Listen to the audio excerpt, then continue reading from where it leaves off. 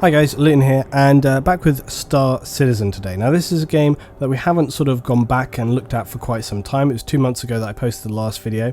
I would say today that this is going to be a topic where it's the kind of thing you want to sort of jump in and maybe talk about and comment, and as soon as you hear me sort of saying something, try and wait to the end, because I sort of think it's good to have like a whole perspective and hear the things that I'm going to say before you jump in, because there's a lot of things I think people are sort of passionate about this game or have a lot of opinions on, so try to follow through with that. Today we're going to be talking about the new ship, the Endeavour, which has just been announced, and we're also going to be talking about sort of value and worth of things within the game, as well as the donations and so on there. I'll just say as well, guys, this isn't a scripted video today. I'm literally just kind of talking about the themes and the issues that I wanted to cover here, so please don't sort of cut me apart if I misspeak or don't highlight something. I didn't really want to write down a sort of script about this today. I literally just wanted to talk about the things in here and sort of have a discussion around it. So the main thing I wanted to talk about today was this ship, the Endeavour. Now, this has just been announced, and it's a large ship. Pretty much as they have been doing all the way through, you can pre-purchase this ship for the game. This has been their way of sort of funding donations, crowdfunding the game, but it's an expensive ship. It's coming in at the top end at about $900. That's for the top end ship, okay? That's for the kind of complete version with lifetime insurance. You can get a base model for $350, a sort of median one for about $450, this Endeavour Olympic class $500.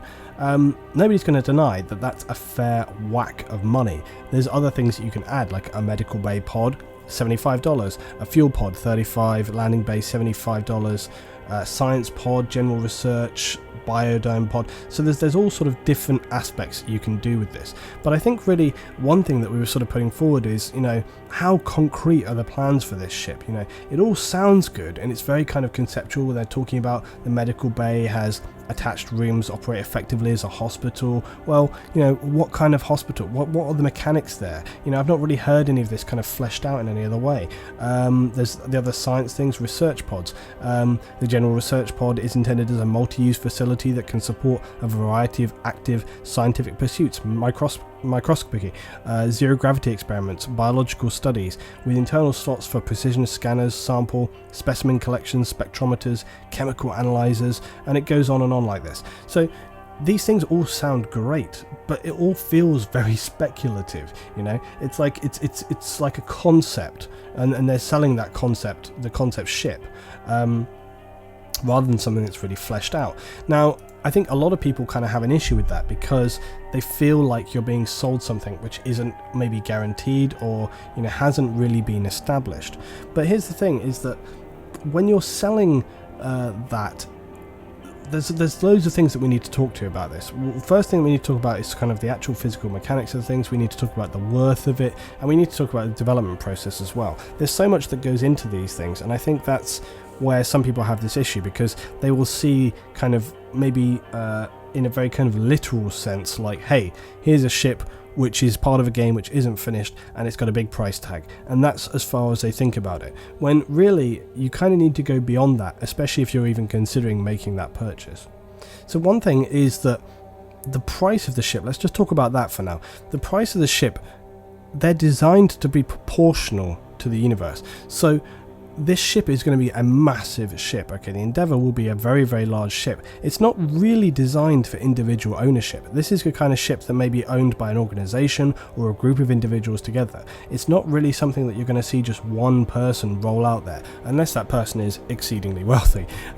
But it's not really designed as a kind of solo ship anyway. It's designed more as a kind of multi-crew hubbing ship where you're doing things on there. So that is priced appropriately for that, and they have had plenty of other ships in sales and things which have been more appropriately priced to an individual. We're talking like maybe $100 maximum, 60, 70, or whatever.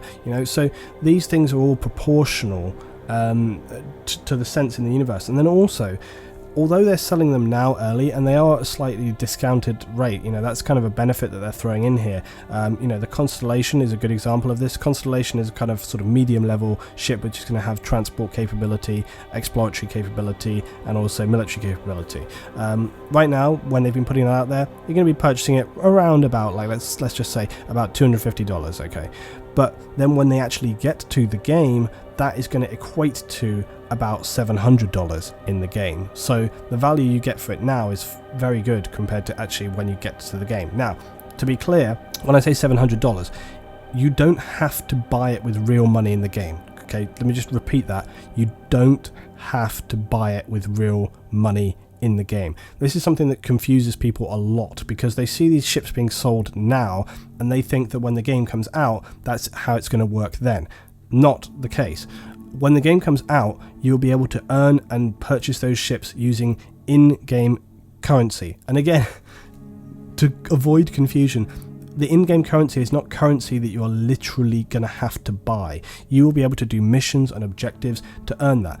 And again, there's a fear there with people that, hey, they're going to make that prohibitive so that then you're encouraged to physically buy credits, because you're going to be able to do that as well. You're going to be able to buy credits to get stuff with as well. But they are working on limiting how many credits you can purchase in one go. So the idea there is that people don't just blow a massive amount of money and then just buy a ship. The idea is that it's kind of, you can buy extra credits to maybe help you out with something, but you're not going to be able to just blow a load of real life money and then buy a big ship. That's not the idea there at all.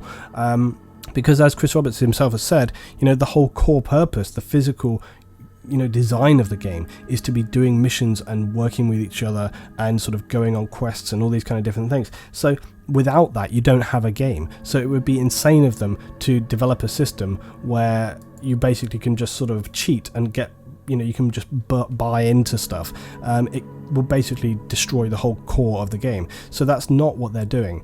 And I think that's important for people to sort of establish that in their mind. But coming back to what we were saying about the value of the ship and the worth and how you're purchasing now, the ship has to have a contextual value when it comes into the real game. So they have to make it appropriate and proportional.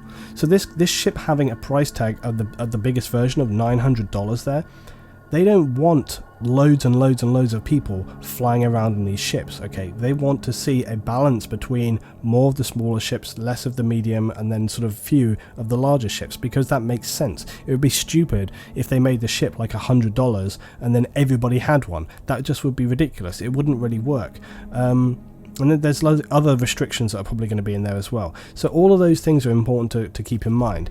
Now, when we come back to the sort of development process for a minute and we're thinking about that, so I was talking before about how a lot of the stuff seems very speculative and not very tied down, and so that's why I kind of come in with this thing of space porn. Like, are they just trying to sort of glitter and sort of dazzle you and be like, oh man, it looks so amazing, oh my god, look how many different things I'm going to be able to like plug into it, and like it's going to have all of this stuff going on, it's going to be amazing, I've got to have it. Is that the angle they're coming from? I don't think so. We had this discussion this evening as well. I had like a good chat with the guys tonight from Imperium, which is the organisation that I'm a part of, and we were sort of bouncing around ideas about the value of these ships and how they're going to function and sort of all of the different elements and aspects there. So this isn't some sort of opinion that I've formed. We had like a whole discussion, a sort of roundtable about like the ship and where we're going. And here's the thing really, and there's a couple of sort of ways I can talk about this. Right now, although the game seems not very fleshed out in terms of a lot of the mechanics, you can see the sort of things that they're hinting towards from the way that they word the modules and things that you can add into the ship. And so there's a general consensus and feeling that a lot of these things will be further fleshed out and become important components of the game. CitizenCon is coming up pretty soon. People feel like there's going to be a lot of big announcements there, and this game does continue to develop in these ways. It's not going to be a simplified game. This game isn't going to be a game which is just sort of easy mode and just very, very simplistic. It's not going to be like that. It's going to be complicated, and there's going to be a lot of facets and elements there and things that you have to consider. And with that said, there's also going to be things like running costs. Okay, so when you buy these very big expensive ships, if you can't support that, if you can't support, for example, the fuel for the ship, the constant running repairs on the ship, the insurance for the ship, because it's going to be a high insurance bill on a ship that big, you're going to need people to crew it, you're going to have to pay those people to be crewed on the ship, you're going to have probably food and supplies on the ship. There's all of these things to consider. So buying a big ship is not going to be the start point. And maybe when we actually sort of start off into the persistent universe, you're not going to be able to have access to all those things straight away. You're probably going to need to build them up. So using this ship right out of the gate may not even be, something that can happen. It might not even be a feature. And then that's beside the point of all the other things that I will talk about in a minute about that sort of starting point as well. But when it comes to the development and the mechanical sort of elements there, right now, why would you lock yourself down into it? When they've got this development process which is very transparent and ongoing, and it just gets bigger and bigger, I think a lot of people have sort of had this thing in their head about, well, this was their Kickstarter originally and this is the game, so haven't they earned enough money at this point? And why should they continue to have donations from these ships? Why are they making these big expensive ships? Haven't they got enough money? Because it's in the tens of millions how much Star Citizen has earned already at this point. And I feel like a lot of people, a comment that you see very regularly is like, they've earned enough money, why do they keep wanting this? Well, like I've said, what developer or producer has ever sort of said, hey, no more pre-orders, we don't want any more pre-orders, we've had enough pre-orders, we don't need any more? No, nobody ever said that, and essentially by purchasing this ship or making a donation or any of these ships, you are essentially pre-ordering the game. But also I think that people had this very kind of tied in idea that, once you've earned X amount of money and once you've sort of fulfilled that goal, you've got enough to make the base game and then you don't need any more. That doesn't even make sense. They're developing a kind of fluid organic process where this was their initial starting point concept. So imagine like, one circle, you got a little bit bigger. Well, hey, they've had some more ideas. There's some new features they want to add. And then, oh, look, they got some more money. So now they can add more features and more features. But with that in mind, then it's going to take more time and more stuff and blah, blah, blah. But isn't it better that this whole process, this whole game has been about how big can we make this? It really is, like I've said in other videos, about them pushing the boundaries of what they can do in a game. It's not about what kind of base game can we just turn out here. It's about having that idea and then seeing what they can build onto it and how far they can push it. They really want to see what they can make here. And so tying yourself into a mechanic, and this is what we come back to when we're talking about the ship mechanics and so on and so on. So tying yourself into that and saying like, well, this is how it's going to be, we're going to put our chips down on the table and say that's what it's be like. No, because then you've locked yourself into it and you've committed, unless I suppose you put a little caveat and said like, hey, this could change at any time, you could do that. But I think they don't really feel the need to do that. They're developing a lot of things at the moment, and that's something which is going to come along further down the line. And there's another thing that I thought fitted really great into here, is like a little analogy. I just came back from EGX last week, and that's the UK's kind of like gaming convention show. And one of the developer sort of sessions that I wanted to go and see and listen to, this is where they have sort of people come up on stage and then they talk about games in the past, or just general sort of issues of developing different games. And they had guys from Rare come up. If you don't know Rare, you're crazy, but Rare basically created some of the best games in the sort of Nintendo era. Okay, loads of, I don't want to list it, but they created some of really the best games. And those guys were up on stage and they were talking about development process of the game. And they were talking about this kind of fluid development process that, rather than having stuff locked in and sat down and like, this is how it's going to be, they had a very much more kind of, like I say, organic process where they would just be kind of working on stuff and they'd be like, hey, can't we just do this? And they're just much more sort of fluid and open and just writing stuff down on scraps of paper and then just bouncing ideas around. And it kind of ended up that they created some of the best games of that time. So, I think there's a lot to be said, obviously, for having structure, but there's as much to be said for being kind of fluid and open and just letting sort of free form of ideas.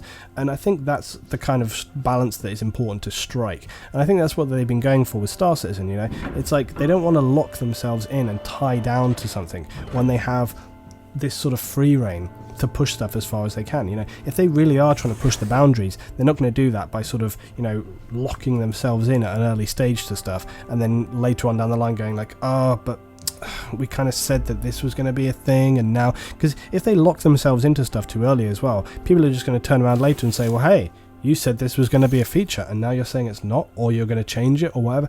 That's just like a whole kettle of fish that they don't want to have to deal with. So that's one thing there. But yeah, coming back to prices and stuff as well, with the ships, I think like with these kind of ships as well, these larger ships, something that you don't see mentioned very often is that when you have a ship that's worth like $900, $600, $500, these ships, as we say, they're very much designed to be kind of like a core feature of an organization, a group of people. Now that could be an organization of 300, 400, hundreds of people, or it could be maybe like sort of 10-20 guys. You could have a group of people that you are really interested to play the game with, and there's no reason why you couldn't say to those guys, well, hey, look, you know, this ship is going to cost like $500. Let's all chip in together, pay like $50 each or something, and we'll buy the ship. That could be a way to work with it. The only issues with that right now is how you balance ownership of that ship, because ultimately somebody has to pay the price for the ship, and that person is then going to be the owner of that ship. That's a problem, because the amount of clans and guilds and organizations that I've been a part of, where you will have someone who seems completely trustworthy and they seem balanced and calm and rational, and then one day they just lose it. And, you know, the last thing you want is to see someone, you know, or a group of people purchasing a large ship like this, but the ownership is within one person's name, and then they just lose it one day and decide to like delete it, sell it, scrap it, whatever, and everybody loses out. They need to work on a principle of, you know, group ownership of a large vessel, and that could be done by maybe just having some sheet where it works on there. Maybe they have to have something where it's locked in, where it can't be sold unless like maybe 2 or 3 of the people actually agree for it. You know, kind of imagine like Nuclear Submarine, people got like double keys, and the only way they can actually sell it is if 2 people are agreeing to do that.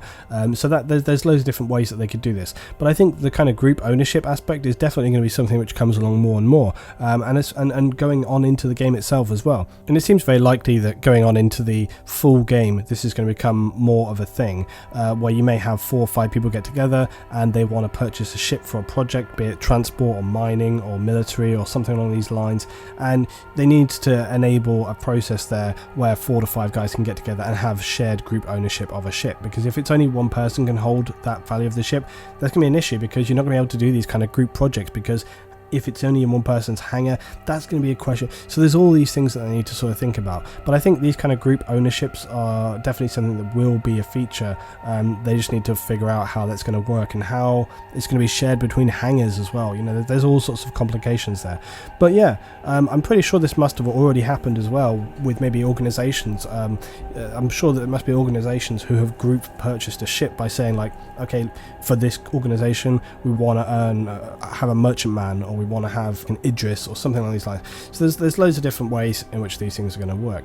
Now, I talked before a little bit about how they didn't want loads and loads of these ships kind of being there right out of the gate and big ships all over the place, but there might be other more mechanical features in place which restrict this, a sort of prohibitive learning curve in many senses. So there could be like a skill tree there or something, which when the game first comes out, you can't access certain missions or quests before going through that process. It could be that maybe smaller ships have to explore and find locations and resources before you can actually go out there and sort of fill your ship with trade and missions. It could be that running back and forth like with a few small ships ends up being more profitable than doing one big journey with a larger ship straight out of the gate.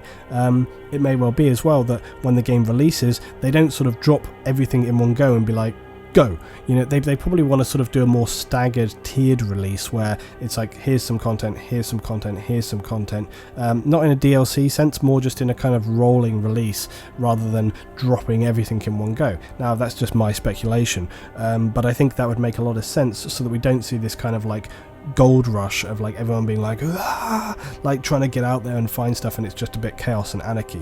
I think that they want to see a much more sort of steady developmental release where, you know, people are working towards things, working towards goals and pushing out there, rather than just being like, hey, we've got all the biggest ships so we're just going to crash out straight away.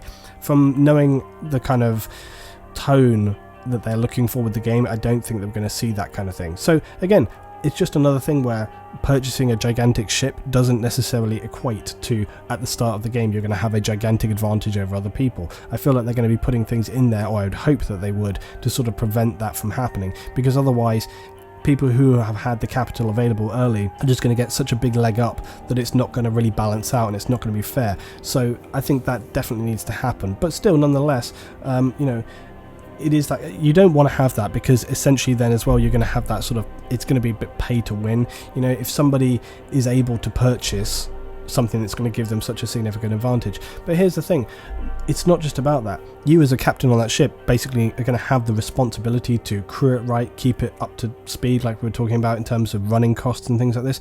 But then also, just having a gigantic ship doesn't mean that you're just going to beat everything else. You could get attacked by 5, 6, 7 smaller ships, and if they are very skillful and they know what they're doing, and you're a bit maybe, you know, not so comfortable with your ship, they're going to know how to sort of get in there, take you out. So there's going to be a lot of skill-based stuff involved as well. And again, it's all coming back to that point of, yes, it has a big price tag, yes, it seems very formidable and it has loads of options, but does that mean that you're going to be automatically invincible? Does that mean that you're doing like a pay to win, where so long as you throw down your money, you automatically have a gigantic advantage over other people? No, it doesn't seem like that's going to be the case. And again, I think just to talk a little bit about value as well, because this is the trouble when you see these gigantic price tags like $900, $500, $300. Whenever you see these huge price tags on essentially what is just a digital virtual ship, a thing, and people struggle, I think, to equate that to real world values. You know, how can that ship be worth so much money? Well, let me sort of just explain it like this. You guys know that something that I really enjoy is Warhammer 40,000, which is like little miniatures, and you know, this is something that I've enjoyed ever since I was a kid. But miniatures are expensive. Buying miniatures from Games Workshop, they cost a lot. And here's the thing, it's all about what stuff is worth to you. Star Citizen, miniatures, any of these kind of hobbies or things that you're into are a luxury good. It is not essential to your daily life. You know, if I was to gather up all of my miniatures and chuck them in the bin, it wouldn't really sort of critically affect my life. It's a luxury thing. And so by their very kind of nature and definition, luxury items should really be coming from your disposable income. That's income you can afford to spend without it having an impact on your life. Now, that's not always going to be the case. Some people burn money stupidly. But overall, as a general sort of principle, a luxury item, it's there as, you know, what is it worth to you? And it doesn't have to be a gaming thing. I mean, it could be anything. It could be a new car, if it was like a luxury car. You know, tickets for some sporting event, a Super Bowl, or, you know, Open or whatever. You know, anything which is going to be a luxury product there. It could be some new coat or clothes or watch or whatever. You know, anything that maybe isn't 100% essential to you and you're just buying it as a luxury item. And then that comes back to your own personal decision. You know, how much money do you have? How much money do you earn? What is it worth to you as a proportion of that income? So can you afford to spend $100? Can you afford to spend $500, $600, $700? You know, it varies from person to person. So it's all about personal, you know, I suppose, wealth and just value. What is that thing worth to you? And, you know, for me, looking at something like Endeavour for $900, that's not worth it for me. I don't have that kind of money to throw at something like that. It's not worth it. But hey, you know, if I had like 10, 15 guys who I was regularly playing with, and we all sort of said together, like, this is going to be something that we really want to work on as a project, and we're all going to chip in together, yeah, maybe that would work. So there's different ways to look at it. But essentially, it's a luxury thing. It's not essential to your life. And it's all about that balance of value and worth. What is it worth to you? If it's worth it, and, you know, from a balanced perspective of money that you have versus your desire to own and, you know, enjoy that product, if that balances up, you're going to purchase it. If it doesn't balance up, like maybe you've got the money, but you personally just don't feel it's worth it, you're not going to make that purchase. Or conversely, maybe you really, really want it, but you just don't have the money, well, also you're similarly not going to purchase it. So it has to have that kind of balance of worth and value and money for you to actually sort of get involved and take that product on board. And it applies to any luxury product. So I think all of those things are very important to keep in context here. So let's just kind of recap very quickly and then I'll finish off. So we've been talking about Star Citizen as a game and its early access sort of development process, purchasing ships, the donation ships if you want. We've been talking about the price of those ships and the value for money that maybe you're getting with those. And we're also talking about the ongoing process of development and construction of the game. There's a hell of a lot to talk about here, and I've tried to just kind of overview it. As I said, it wasn't a scripted video today, guys, so I hope this wasn't too all over the place. I've tried to cover a lot of different topics here, and again, some of it's speculation, some of it's tied down. This game is a very, very ongoing process, and you know, details about some things are very sketchy, some things are not, but CitizenCon is coming up. I'm feeling like they're going to have a lot more information here. The FPS module stuff, it's really looking like it should be coming along pretty soon now, so I feel like we're getting to a point where we're going to start making some big leaps forward and getting a lot more information and a lot more sort of detail and things tied down. Just to say as well, as regards me making videos about Star Citizen, you'll notice that they've been fairly periodic lately. And I haven't just been like turning them out. It's because Star Citizen right now, like I say, there's a lot of stuff which is very speculative, and I didn't want to just make loads of news speculative videos, but I think that right now we're starting to get towards more solid content, and so I feel like Star Citizen content is something that I'm going to start to push forward a little bit more, because it's something I'm very, very interested in. I think it's going to suit the channel. I think you guys have got a real appetite for it, and I know that any of the Star Citizen stuff that I put up there, people have been receiving it well and really interested in it. So there's loads of things that I want to do with the game, and I'm very excited for it to be coming along. You know, for all the naysayers, there's a lot of people who keep saying this isn't going to happen, this isn't going to happen, this isn't going to happen, or that's going to happen. It just continues to step forward. For everybody that says it's not going to happen, it just continues to power forward. It continues to gain support. More and more people are interested in it, and you know, I absolutely believe that this game is going to come to fruition, and I hope that it's going to be one of the most amazing games that's ever been made. So that's my thoughts today, guys, about Star Citizen, the early access ships, the Endeavour, which has just been announced. Please drop your thoughts below, and as I say, try to keep in mind all of the elements and things that I have said. Keep it in context, keep it proportional to what it is that we're talking about, and keep in mind the sort of the release, the way in which the ships are going to be interpreted in release and stuff. So I think I've covered most things here today, but you know, tell me if I didn't. Thanks for watching, guys. I'll see you next time for some more Star Citizen.